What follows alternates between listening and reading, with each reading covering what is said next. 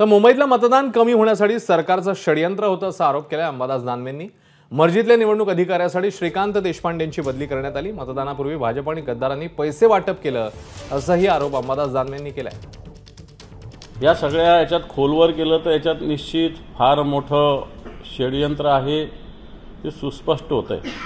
आपल्याला सगळ्यांना आठवत असेल श्रीकांत देशपांडे हे महाराष्ट्र निवडणूक आयुक्त होते, ज्यांची बदली 29 फेब्रुवारी 2024 ला केली गेली। निवडणूक आयुक्त आपल्या मर्जीतला किंवा अशाच पद्धतीनं बेपर्वाईनं वागणारा, सत्ताधाऱ्यांना मदत करणारा पाहिजे होता का? हा याच्यात उद्देश होता का? हा माझा याच्यामधला एक संशयाचा एक प्रश्न आहे। भारतीय जनता पार्टीच्या कार्यालयातून कोट्यावधी रुपयांचं वाटप आणि आपल्याला आश्चर्य वाटेल तिथं राज्याचे गृहमंत्री स्वतः भेट द्यायला गेले होते। शिवसैनिकांनी त्या ठिकाणी हा पैसे पकडण्याचा प्रयत्न केल्यानंतर एबीपी माझा, उघडा डोळे बघा नीट।